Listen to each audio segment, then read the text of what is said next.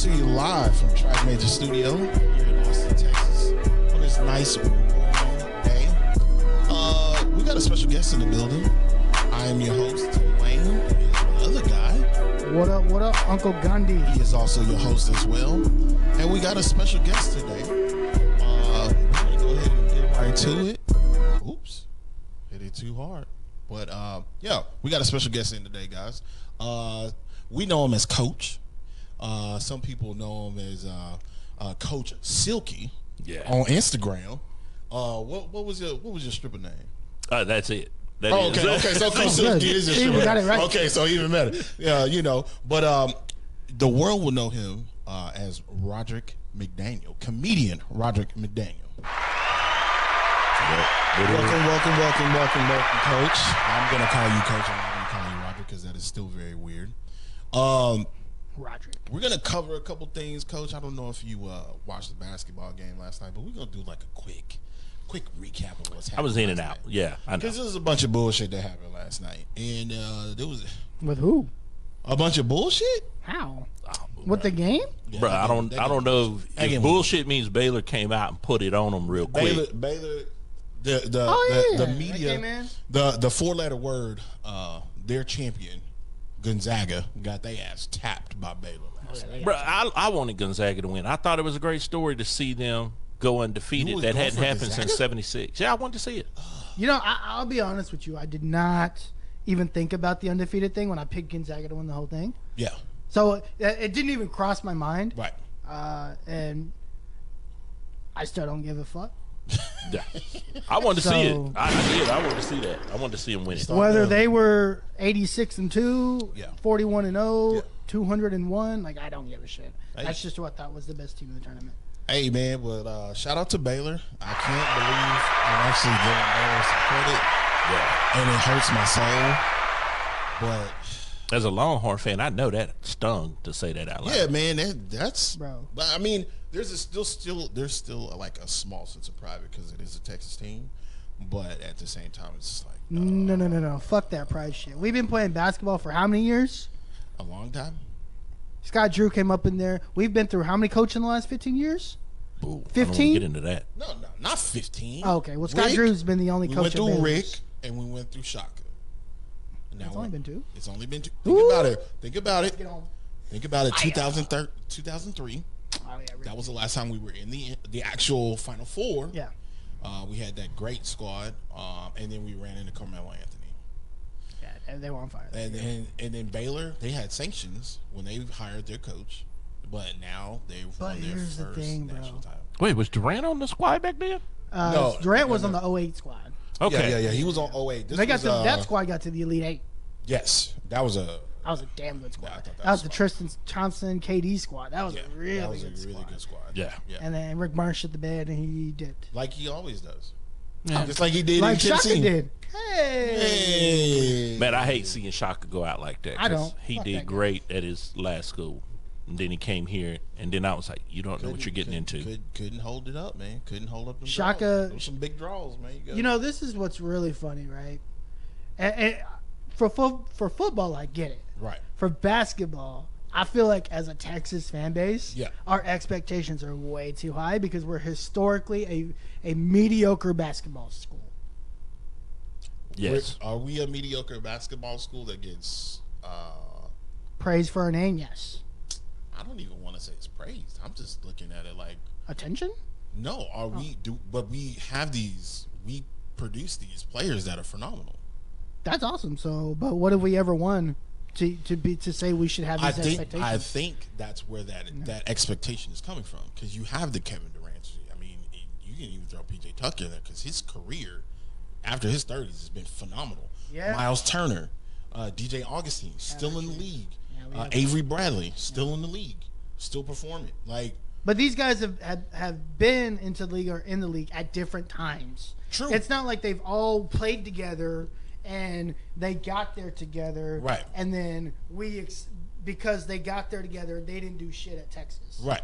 Now this last group of like Courtney Ramey and Andrew Young and Derek Coleman. Yeah. Like if they go to the league and they ball out, Right. which I think they will. Yeah. then yeah, that is a catastrophic failure on Shaka's part. Yeah. And him dipping the way he did, which he was smart because he was about to get his ass blasted the fuck out of here. That was gonna be the thing. I like Shaka. He was dog shit at Texas. Yeah. He was horrible at Texas. It's kind of like the term what is it? Sell short. Over delivered, underperformed.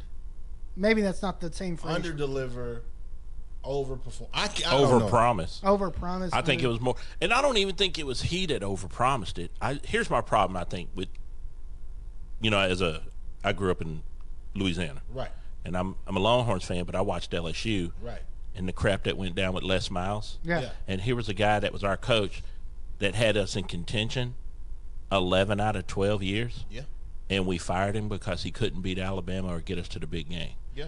And so When you did get to the big game, you didn't make. and this is my problem with a lot of times when it comes to alumni and that booster money is none of you can coach a team.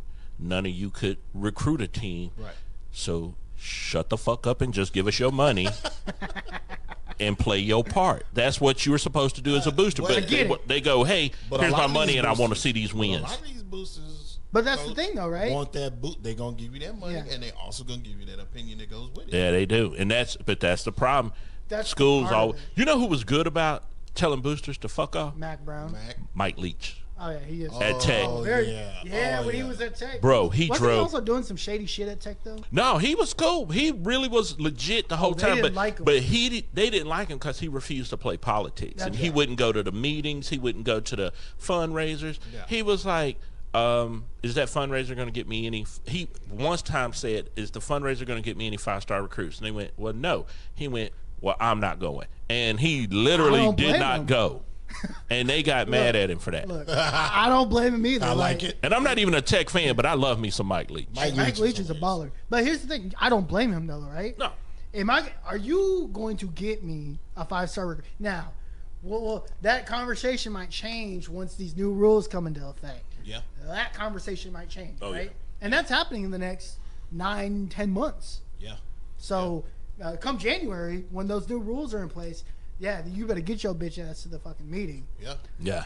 Because Not if your name's not Nick Saban, you better get your ass to the meeting. Or what homeboy at Clemson, Dabo. Oh yeah, Dabo Sweeney can skip And then- every meeting yeah. for the rest of his life. Right If you're not Scott Drew, take your bitch ass to the meeting. Yeah, you gotta go. You gotta go. So anyway, again, congrats to the Baylor Bears. They do represent the Big 12, so that is Cool. That shows a bit of dominance. Next.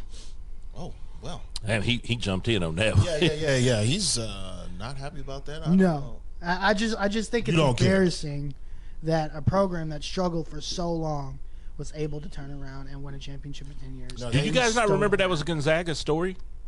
Yeah. Yeah. Like Gonzaga was the dead end job. You didn't go to Gonzaga to further your career. No. And you know what's really funny about Gonzaga losing? What? Mark Few might become a free agent pretty soon. Oh, really? Bro, he's been in this situation every year for like the last 8 years. That's true. How many Somebody's good- gonna pay How him. many Somebody's gonna try to poach Oh no, I get that. How many good Gonzaga teams has he had? Bro, he's A had lot. Yeah. He built that program, and you know built they it from didn't the used ground to up. they didn't used to have money for facilities. So everything they have now, the facilities, Because of him. they did that. Like they shared the workout facilities were shared with the baseball team and the girls soccer remember team. that. Like it wasn't They were talking about basketball facilities. Yeah. That's crazy. But so what's also crazy, and they don't have a football program. Yeah. So what's also crazy is what's gonna Mark Few is about to get Mark Jackson. Somebody's gonna come in, and they're gonna Take win over. a title, and they'll be like, "Oh, look at what Billy Bob Joe did for us." And Mark Few built that entire program from the ground up. Yep. Round up. Yeah. So Man, that's the nature of the beast of sports, man. It's a It lot is. of politicking. It sucks sometimes, but it's also very beautiful. Watching Gonzaga get their ass tapped last night was kind of dope, though, because I mean they got tapped. Yeah. What 16 point?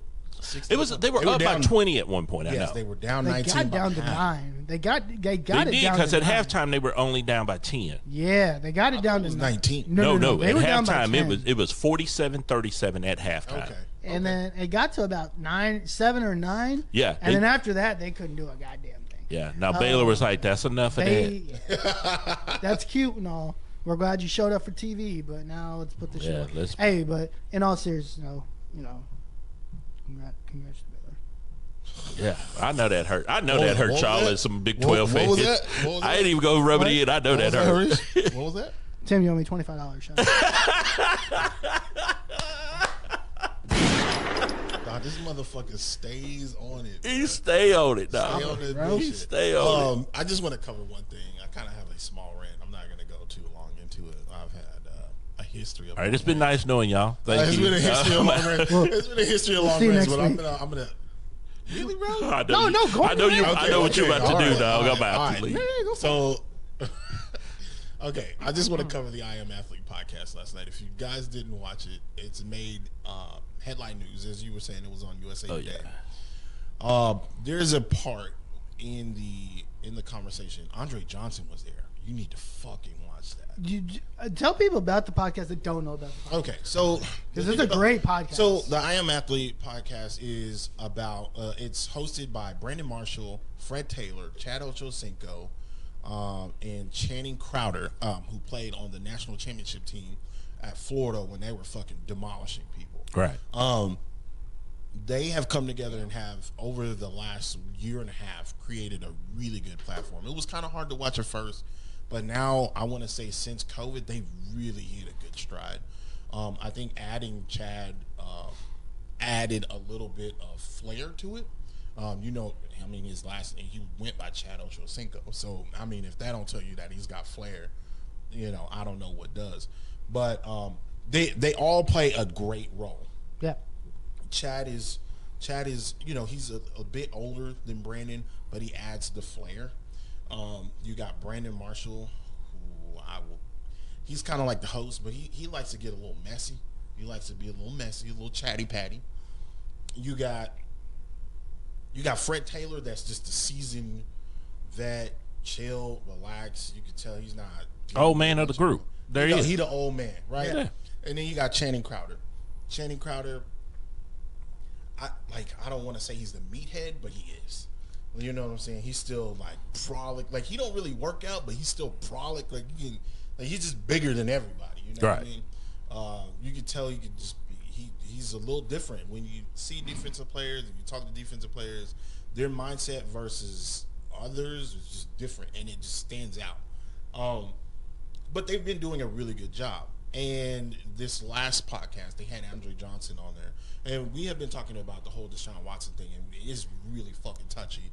There's more and more shit coming out. We don't want to go too in-depth in that because that's still very fresh, and we'd rather that just take part in the court of law. Whatever, we don't want to offend anybody or step on anybody's toes or make anybody uncomfortable.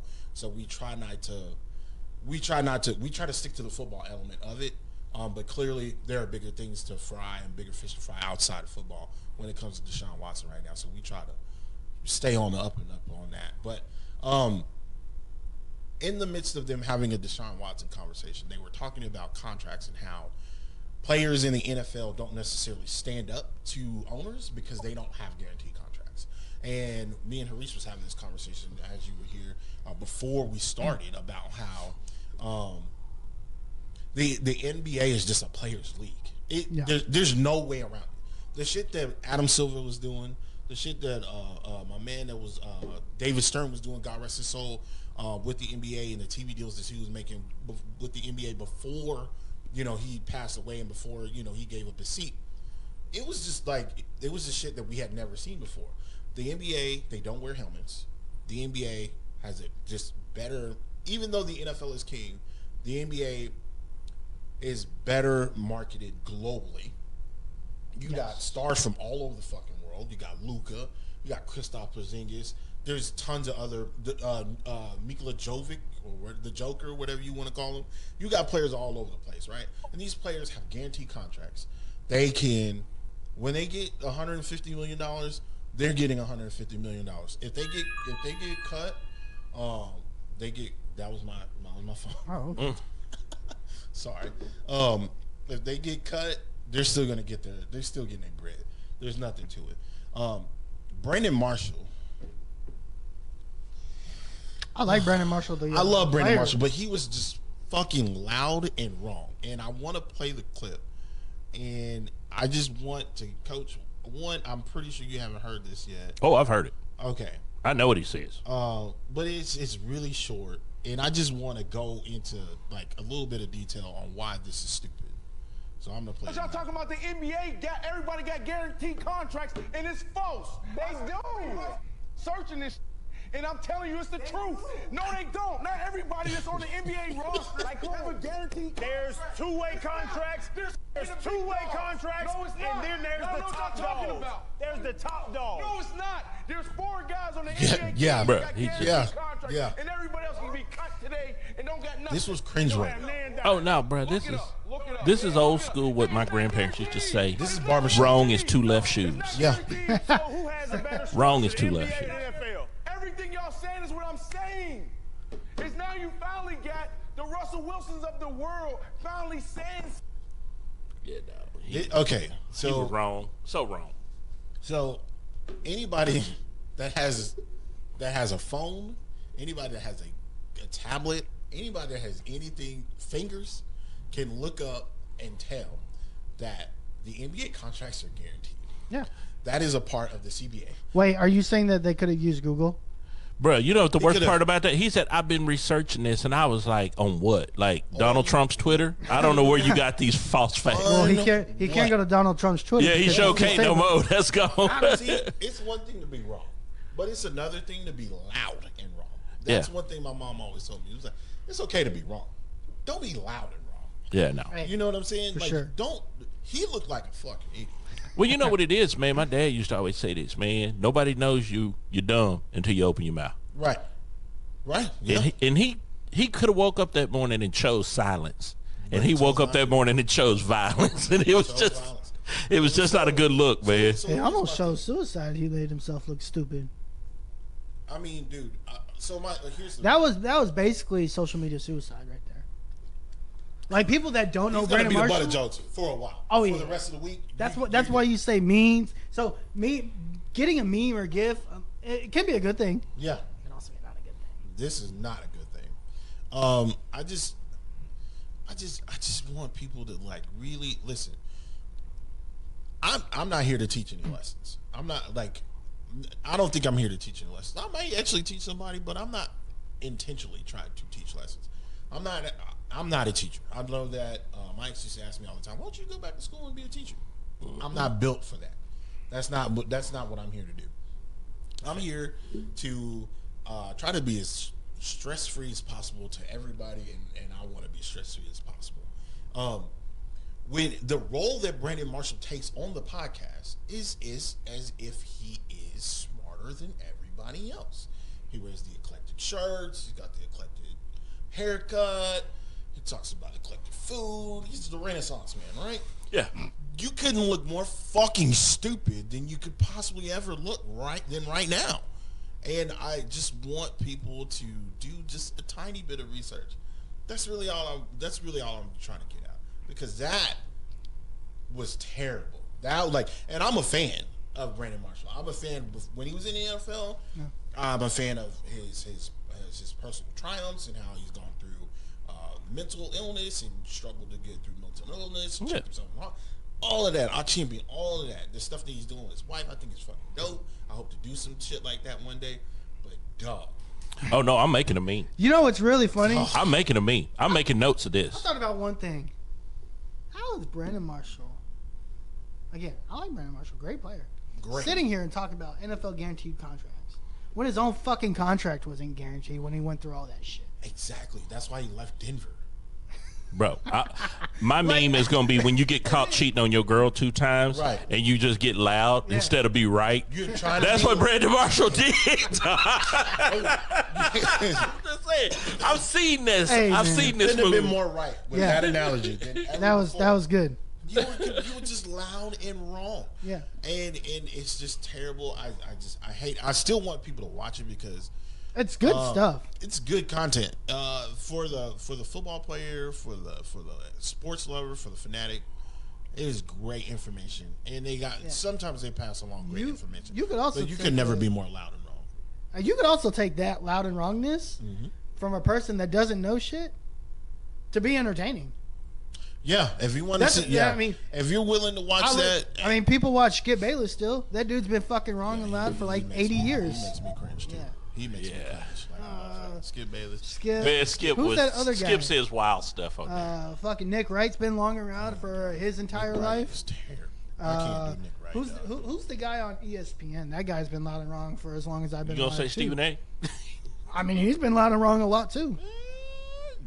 Yeah, Stephen A. I think that's a role in sports talk radio. I think it's in, you know, people like that. It's a personality that people play. You get your fans, and then you get your haters, and then there are going to be people that are going to listen to the show. Just wait for him to make another mistake. That show is probably going to get 1 million views. Yeah. But that's the thing, though, right? Easily. Between all these guys as haters and their lovers, they're fucking killing the ratings. That's why they're still on TV. I mean, I think I definitely. I don't watch Skip Bayless. I don't watch Skip Bayless in fucking 20 years. I have to watch Skip Bayless in spurts.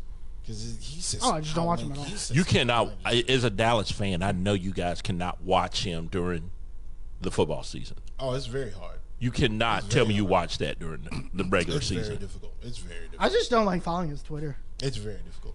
Yeah, His Twitter in general. This is what's really weird about Skip. He's a live tweeter. A live tweeter.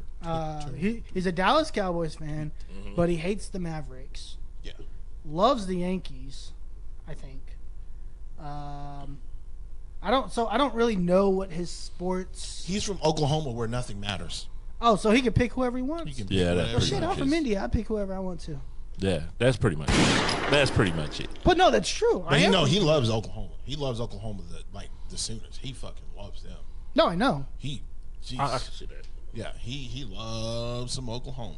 But not to stay along on to stay on top of that too much longer. But I just wanted everybody to know that I think that shit was terrible. Like as entertaining it was still very cringeworthy for me. Oh, yeah. I think you should fucking check yourself, dog. Yeah. Like do some research. Like no, literally do some research. You don't need to do research. Do your Googles. No, like, maybe the CTE got to him. I think everybody. Your own career defines. I think everybody but two-way players, and most of those contracts are still very much guaranteed. They're, I think, either 90 or 95% guaranteed.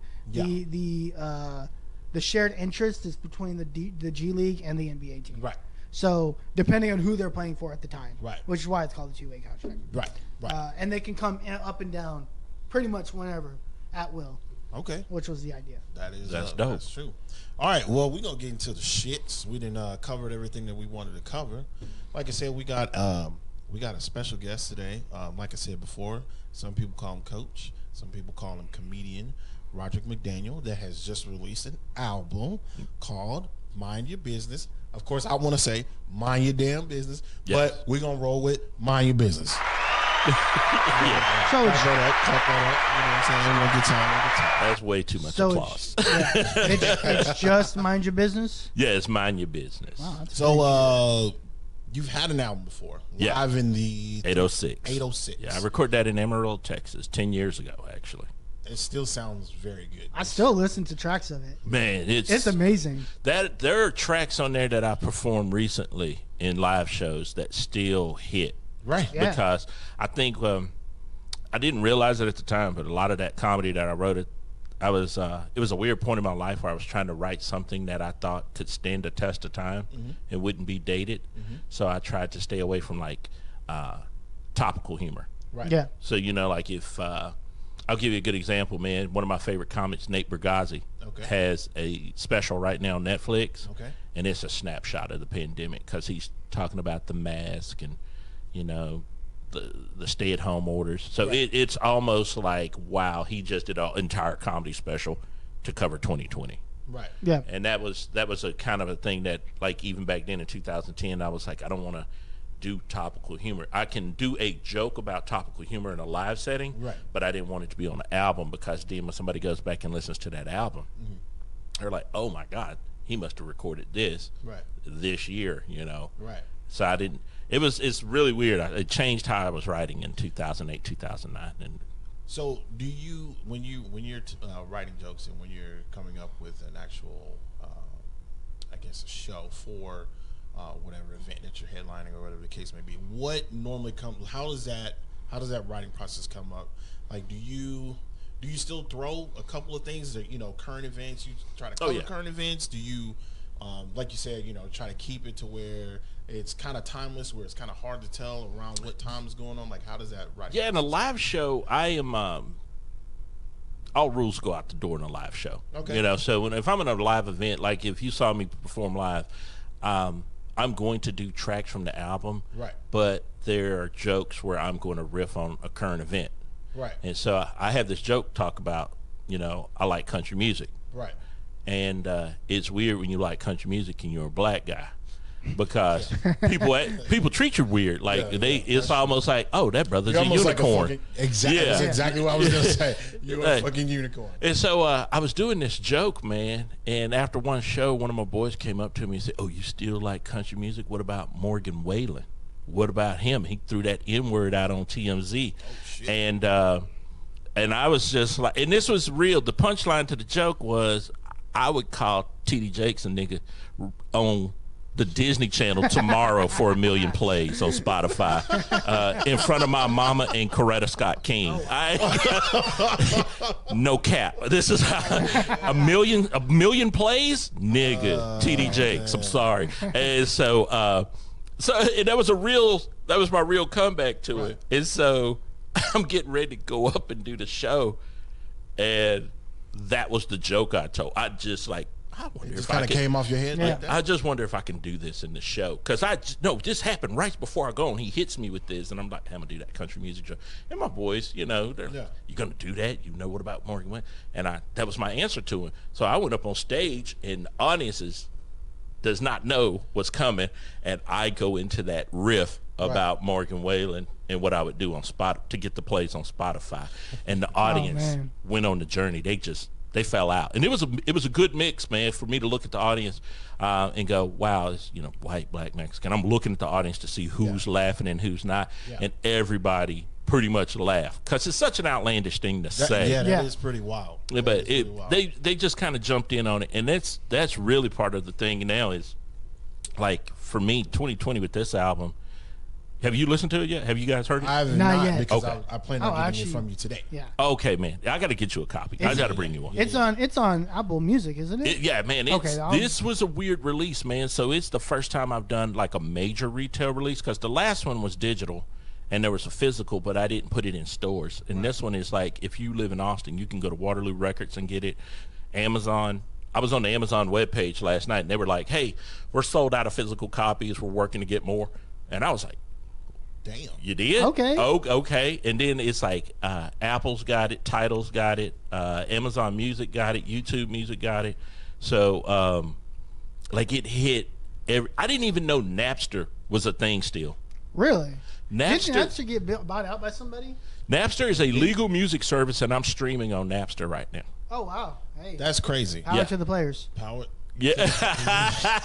You know what the game style is like. Oh, wait. I love how you did that, dude. With that awkward silence, we'll be right back. And we are back. Back in Austin, Texas, of course. Still here. Live from Track Music Studio.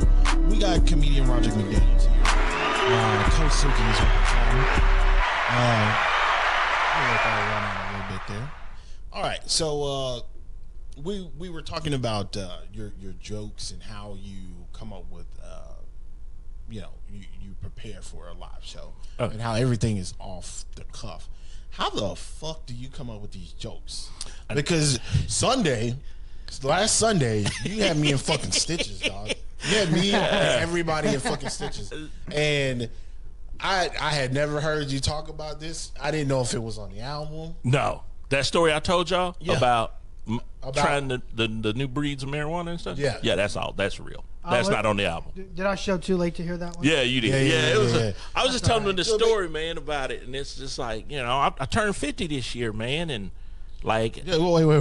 You turned 50? I turned 50 February 10th. Dang, man. Yes, That's a celebration. sir. Yes, sir. I did not. It was low key, man. Welcome to half century. Yeah, man, I told somebody that. I said, man, I've been dealing with racism for a half century. I'm saying what I want in 2021. There you go. Oh, shit. I did, man. And so this, if you come to the shows, don't bring your Christian friends. I'm going to hurt their feelings. I'm just letting you know now. Ooh, yeah. Because Your jokes are not for the faint of heart. No. And they don't just attack. I don't want to even say attack, but they hit everybody. the new opener. Nobody's safe. You know I had the PSAs. Yes. Yep. And so I have several PSAs that I do live. And the second one I had to write because I had a friend, he's a comic here named Spencer Cavins. He's a white guy. And he did a joke about Black Lives Matter, White Lives Matter. And he said, hey, which one do you think is right? Do you think it's Black Lives Matter or All Lives Matter? And he looks at the audience and he waits for him to answer. And he said, if you think it's All Lives Matter, you're wrong. He said, it's not. It's Black Lives Matter right now. He said, now I'm not saying all Black Lives Matter, because if you think all Black Lives Matter, you've never been on a bus with a guy with a jam box in Oakland at 3 a.m. and that joke slaps. Okay? My boy Spencer comes with the heat on that joke. But when he said, if you think it's all lives matter, you're wrong, I saw this table of four get up at the club we were at, and they walked out. They were just done. They paid their bill and left, because they were mad he walked that table. Right. And so when I was going up, after watching that and seeing people were kind of getting ready to go, and then I was coming up, and that PSA came to me, and I said, you know, hey, PSA number one, you know, ass is like Thanksgiving dressing. You can't eat everybody's. That's a life-saving tip. Damn. Keep that one. Then the second one is, if I say something and you get so offended you feel you have to leave, I understand, but you're the bitch nigga in your family's DNA. And so it was I said it, and then I noticed that table stopped. Like they were getting ready to leave, Yeah. and they stopped, because I'm calling everybody out with that PSA. And I think that's a part, I'm gonna just be real, like I don't do political humor, so I don't do humor that separates people. I just kind of call bullshit on everything. But the problem that I saw with people is that a lot of the people in 2016 that were calling everybody snowflakes acted like bitch niggas in 2020. And so I just You're called not it wrong. I called it like I saw it. So you can't be calling everybody a snowflake then act like one. So if you don't want snowflakes, don't be one. So that was my whole thing with that PSA, was calling people on the bullshit. And we all do it. Everybody does it, man. And so I was just calling people on their bullshit, and it was 2020 was a weird year. Harish does it every fucking week. Bruh, the Because hate. I don't like bullshit. I'm like hate. coach right here, man. Yeah. I don't like bullshit. I don't, man. I really don't. But that was my thing, man. This year I just kind of, when I did the album last year, it was a weird time. 2020 was rough on everybody. Yeah, it really was. And so I was in Crazy. a weird headspace, and I was just kind of like in June. Okay, so March 12th of last year, 2020, I had quit my job at EA in January, Yep. and I had a tour booked by March. Like Okay. I had quit this job and said, hey, I got 6 months worth of money saved up. I'm going to become a comedian full time. I remember that conversation we had before. Yeah. Before it happened. Yeah, 3 you weeks before. decided, look, it's now or never. Like, Yeah, this no. is your last shot at it. I was done. Yeah. And so I kind of got into this mode where I was putting money up, and I was like, okay, EA, balls in your court, give me a decent job and I'm staying, and I'll let it go. But if you don't come with that job offer I want, well, I'm going to just go make the money for myself. Yeah. Okay, and I'm gone. No hard feelings. That's fair. Yeah, and so they, January came around and they were back on some old bullshit, and I was like, that's why your games suck. I'm out. And I can say that. I still got friends there. I love those cats. I still got friends there too. Yeah. There's some things I'm trying to do, dog. You know what I'm saying? I burnt that whole bridge. EA Sports Football. Yeah. You know. I'll set the whole bridge on fire. I'm not going back. You set your bridge on fire. You set your bridge on fire. I'm still all about the network. I know it, dog. Oh, that's cool. I mean, my bridge is still there. Yeah, but I mean, just by saying their games suck, you're not burning any bridges. Yeah. well, I think 'Cause their games are fantastic. Well, Yeah. I think they're dog shit.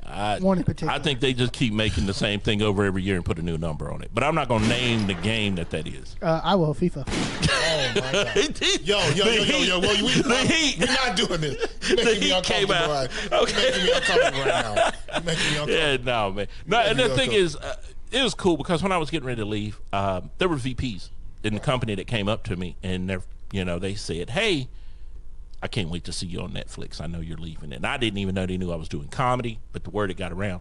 Yeah. No, he's leaving to go be a comedian. And so it was kind of this cool thing where I built this tour and I was like all hyped, and then I was home sitting in front of my computer doing, I get ready to do like writing time, and then I built my calendar to book shows and stuff, and I was going through it, and the phone started ringing, and it rang for 2 hours, and it was every one of those shows canceling. Damn. They just made the announcement at like 10:30, 11:30 that we were shutting down Texas that day, and I was just like, okay, so that's probably going to kill the Texas dates, and then it killed the entire nation. It's still weird to think, and just speaking of Netflix, have you guys seen the new Last Chance U? The basketball I one? have not. I haven't seen I've had it. great things, but I have not seen it yet. So, I mean, if you read the news, you know what happens, right? Yeah. They do all these things, they get to a point, and it gets canceled. Right. The point gets canceled, right? It's just so crazy to think that we're only a year removed from that. Yeah. Like and it really didn't hit me that was the case until you said January. I was saying I'm peacing out. That January was only 12 months ago. Dude, I remember what 15 happened. 15 I months remember.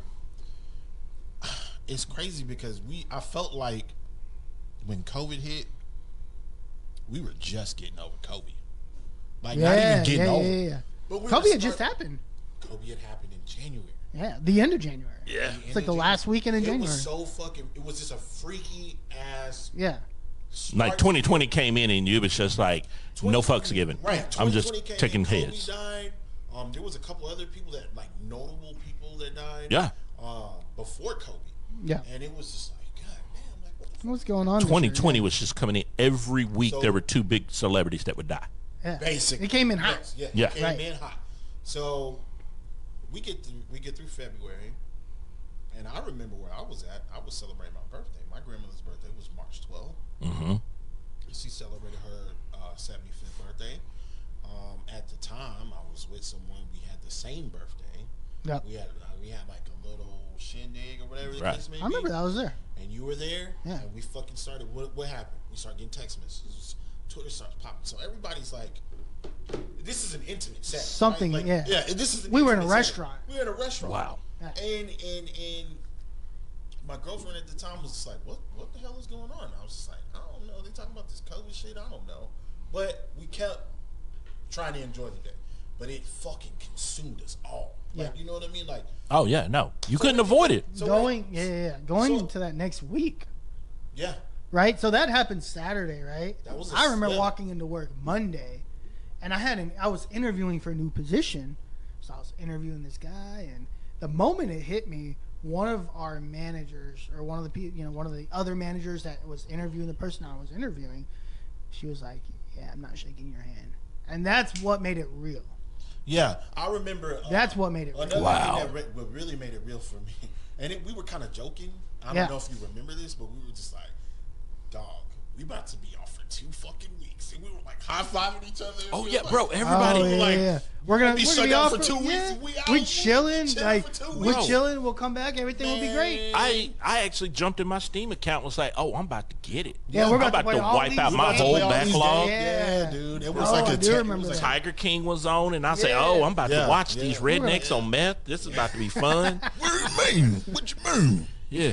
Damn, Carol Baskin. Yeah, but Carol Baskin is the reason we went through 2020. At least for a month of it, you know. Yeah, but as far as like from a comedic standpoint, like what did you do to sharpen your skills, so that you could come through and release an album in a pandemic? Because that's basically what you did. We are still in a pandemic, regardless of what Governor Hot Wheels wants to fucking say.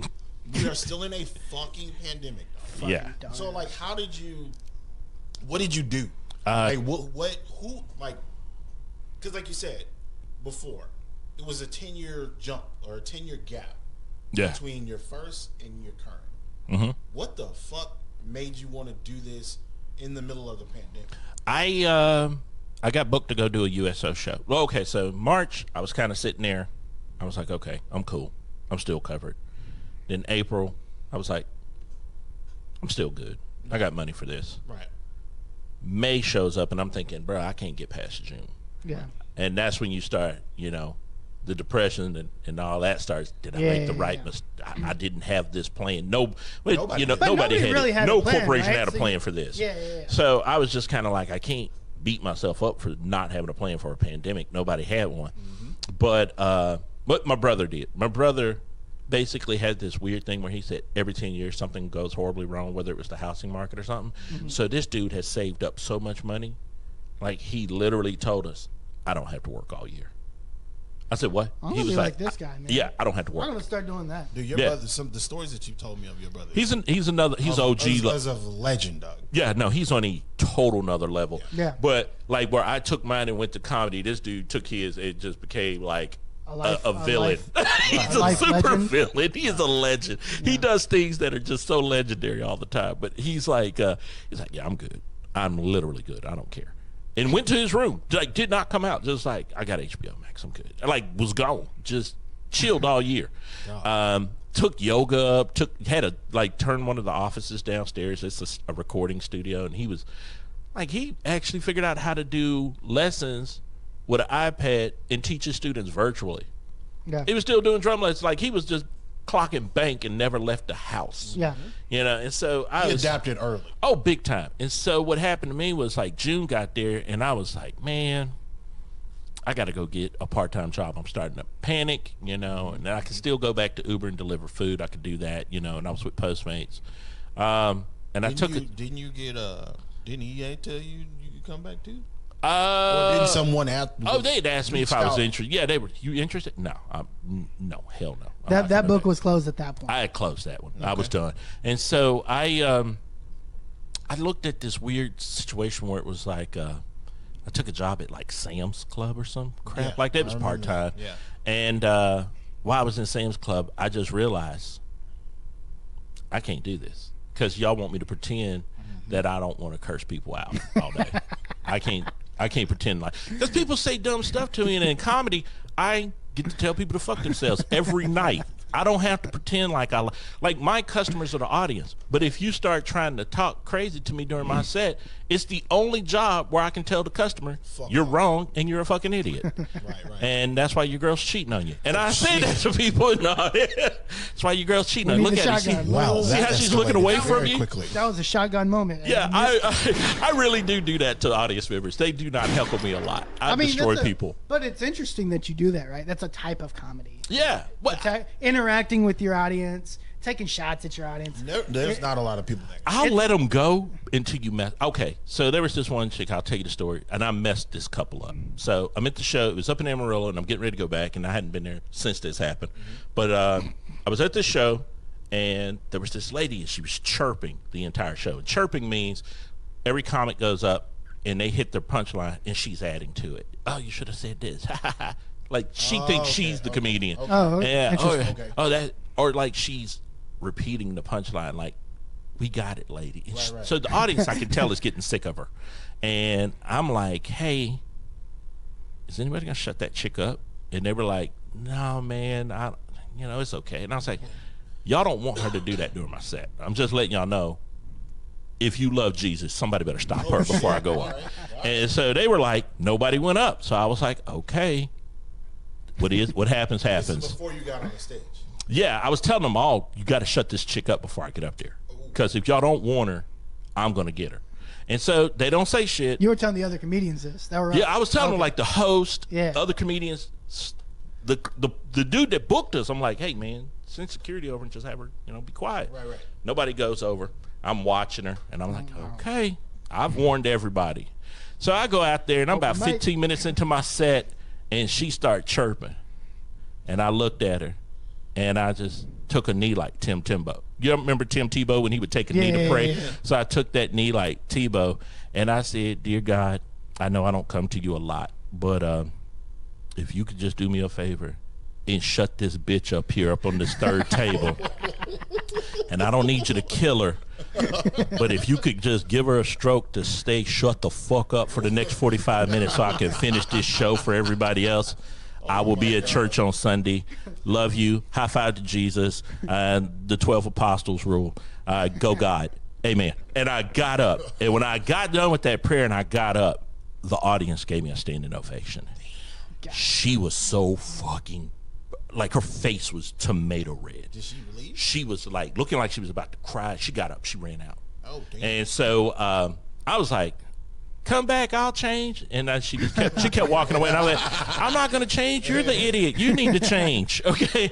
And I said, okay, now that we got rid of that bitch, let's do this. And I started back into the show. Just went, like I didn't miss a beat, just went right back into the joke I was doing.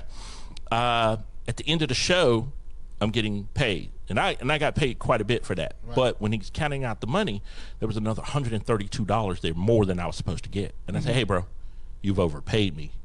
And he said, no, that's not me. I said, what? He said, well, you told us you don't drink when you perform. That $132 that we gave you extra were all the money that people sent to the bar to buy you a drink for shutting that chick up. Damn. He said they were trying to buy you drinks, and so we just collected it, and that's your tips. Oh, I was wow. like, whoa. And he said, yeah. I said, well, who was that chick? And he said, oh, it was my girlfriend. It was the promoter's girlfriend that I burnt. No.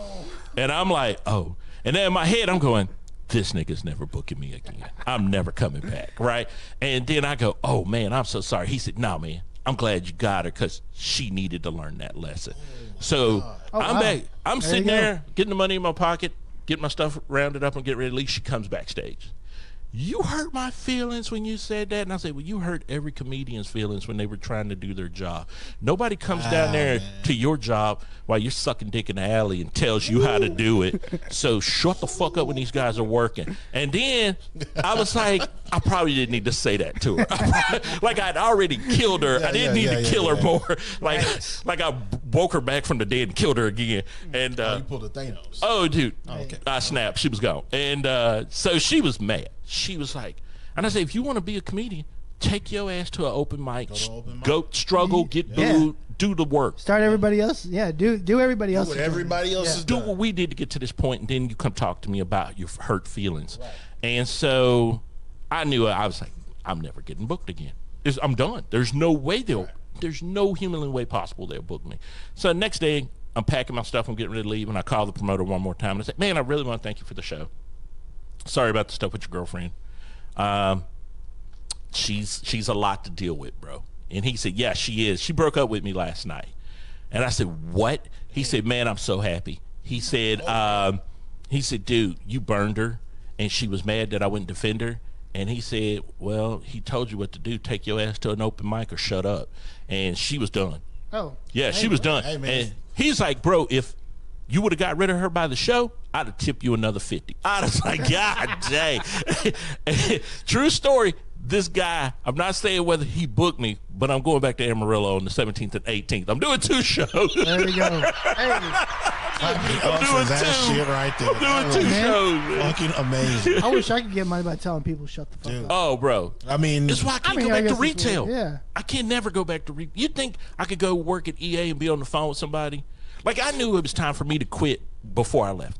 I had a call come in. This guy was telling me it was a game, something that happened in Madden, and some people had got these nice cards given out by accident. And this guy called, and he was like, I don't think it's fair that my friends got it, and I didn't get it. And I said, bro, you're talking to a 46-year-old man about fair who's black and lives in the state of Texas.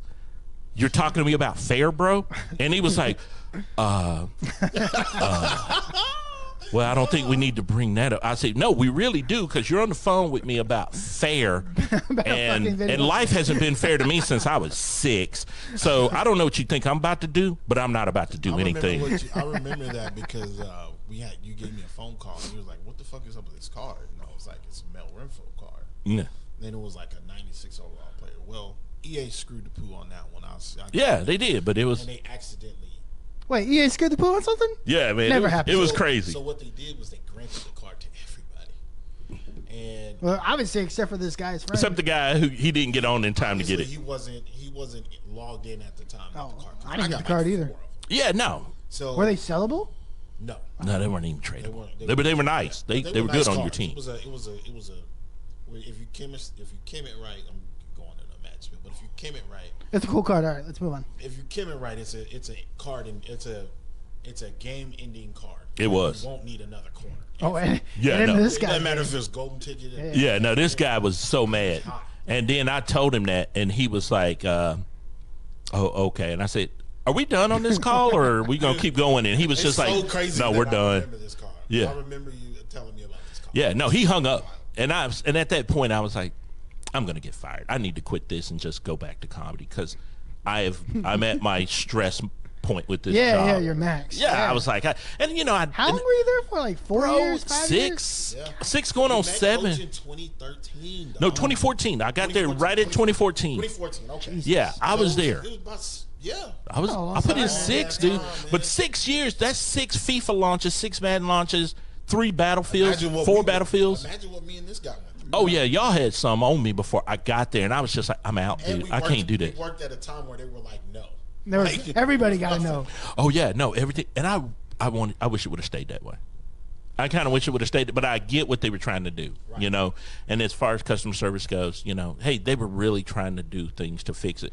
But at the same time, I don't do well talking to grown men over a video game that think they're entitled. Like, I don't know how many times people would say, I spent $65 on this game. I said, you didn't buy stock, bro. You're not a stock owner. You just bought a game. You know I what? think everybody You didn't has a even sense have of to. entitlement. Oh, yeah, you didn't even have to buy the game. I told the customer that you didn't even have to buy the game. Right. I said, if you don't like it, just go get the other football game. And he was like, there is no other football game. I said, exactly. And you're not getting that card you're calling me for. So I'm going to note your account, and I'm going to put on here not to give you the card. Now, you can call back because I think you're going to see if you can try this again. But I want you to know, I'm typing this note that says do not give this man this card. And he was like, can you do that? I said, we're both about to find out because when you call back, the note's going to be on here. I did a lot of that without telling nobody. Bro, I told did a this dude, lot and I kept doing that to people, and then it got to the point where other, like, people would be on the floor. Hey, can you come take this call for me? I'm not a manager. Come take this call for me. And I'd be like, It's the same guy. oh, no. And went over there and say, yeah, this is Roderick. And he went, are you the guy that put the note on my account? I went, oh, hey, what's up, man? You did call back. I said, I appreciate your tenacity at this. And he just hung up and he never called again.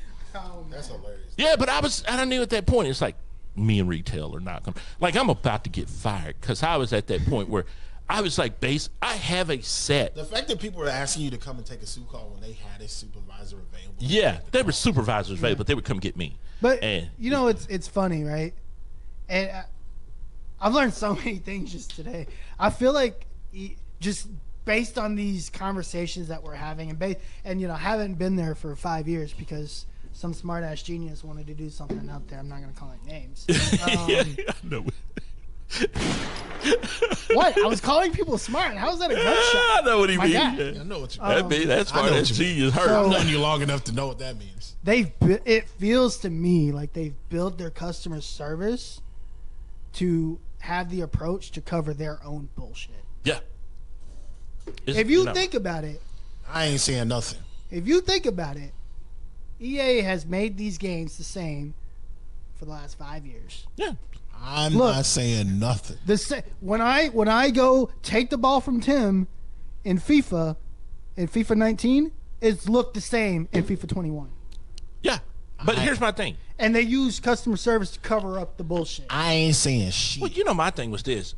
It was at the time when everybody was having a conversation about about DLC and stuff like, you know, hey man, isn't this gambling when you buy the packs? And I was like, you're putting real money into this and you're taking a chance on something, right? And there's no guarantee that you're going to get it, but you're taking a chance. And you said, yeah.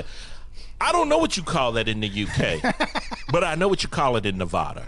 And I got in trouble for saying that because you remember they were like, you can't say gambling. say gambling. And I said, I didn't. I just said, I don't know what you call that in the UK, but I know what they call it in Nevada. Now, he has to go use Google and figure out what the fuck I meant, okay?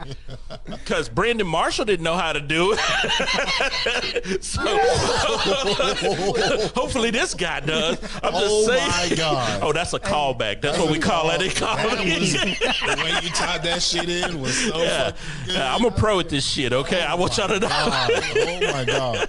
Do we have time, Track?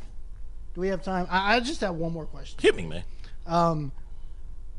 You know, we talk about artists, right?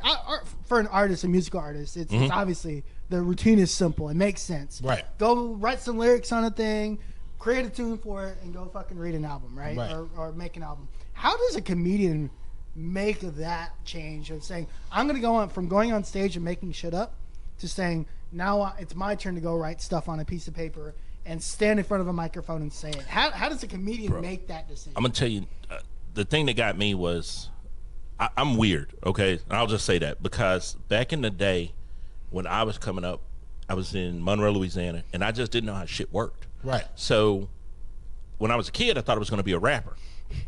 And I didn't know you were supposed to write lyrics. Yeah. I just freestyled everything. Oh, shit. Okay. Yeah, no, like that's all I knew, man. So it was just, and then one day I found out, wait, you mean these dudes wrote these songs? Right. And there were lyrics? So when I got into comedy, I didn't know any better. Right. So you took the same approach. Same approach. So I was at the point where I never went up on stage with a notebook. I forced myself to memorize all my jokes. Even when I went to an open mic, I didn't have a notebook to look at the joke. I memorized the joke that week. Right. So you never see me with a notebook or stuff like that on stage. That's not my jam. Right. You're supposed to memorize your shit. And then I was always working toward building a consecutive hour set. Right. From the very beginning, I was like, you're supposed to build an hour because all the greats had an hour. Right. And I never knew, no, bro, you're supposed to build your first 5 minutes, Right. then build a 10, then a 15, then a 30, 45, then an hour. Okay. I just thought, You shot for an hour. I'm going to write an hour. Sheesh. And so I would go to the open mic, and I was just practicing the next part of this hour. Yeah. Right. And that would be it. Like, and then That's how you built it. that was how the first album came about. Oh, And so I was always working toward that. Then when this one came about, it was 2020. I started doing those USO shows in June. And the album was kind of like, hey, I'm tired of doing the album from 2010. I'm sick of these jokes. Right. But also we're in a pandemic, and I wanted to be more real with people. I started writing, instead of like, hey, here's this joke, I was kind of standoffish in my comedy. If you listen to the first album, it's funny, but you don't really know me. Right. If you listen to this new album, these are very personal jokes where I'm telling you, this happened in my life, or this happened in my marriage. These are things that I as a person did. Right. And so it was much more personal, and it was just like, it was built out of me, one, being alone inside my head in 2020 and getting real with myself about who I was. Right. And getting real comfortable in my skin. Right. And then I was writing that experience. Right. And also in 2020, like most people, my give a damn just broke. Yeah. So Yeah. I mean, I got tired of the bullshit. And like I said, like I told you guys, that I really wrote a joke. I said, man, I've been dealing with racism for half a century. Damn. And then when I wrote that joke, it changed what I wrote after that, because everything I wrote after that was, there was this black guy that was 50 years old who was dealing with his mortality. He was watching stuff in the news, like George Floyd just happened and all that. And I was writing, instead of being frustrated and mad, because You found an outlet. Yeah, it was 110, so I wasn't going to go protest. Right. I'm too fat for that. So I wrote jokes that were just, here's me. Here's who I am. Okay. All right, Coach. Just before we close out here, where can we actually find your albums currently?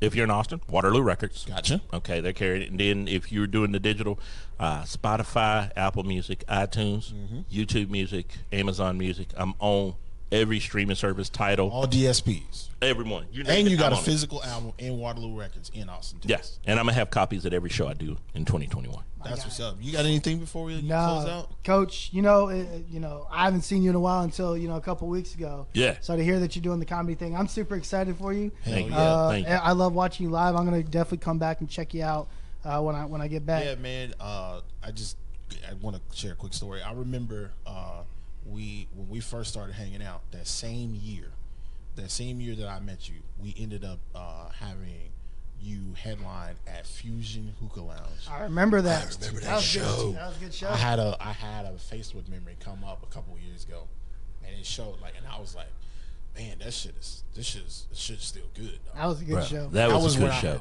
That's where I heard the fuck the shit out of me joke. Yes. And that shit was fucking godsend. I was in stitches, and you can see it on the thing. But man, hopefully when you come back, you come back and tell us what happened, how was the road. If you got any fucking stories, man, we love to hear the stories. We definitely want to keep you on as a regular. We want to keep you as a friend of the show. Heck yeah. So, guys, we're gonna go ahead and get on out of here. Gandhi, anything? Hey man, I'm getting married in 4 days. My man is Congrats, getting married. yes. He's getting married. Shout out. Track Majors. We finna do the same. We finna tie the knot too. What? So, yeah, Okay. man, it's all around, man. Yeah, I'm trying to get out of mine. You get married? No, I've been with the same woman since 05, and I'm just trying not to end up on the episode of Snapped. Oh shit! That white woman gonna kill me, dog. Hey, man, goddamn! Hey, shit, I'm not trying to be on Snap, but I'm trying to get out. I don't want to be in the streets. No. So I appreciate you guys coming in today. Thank you for support. Make sure you like, comment, and subscribe. Make sure you find your North Star. We out. See you. Peace.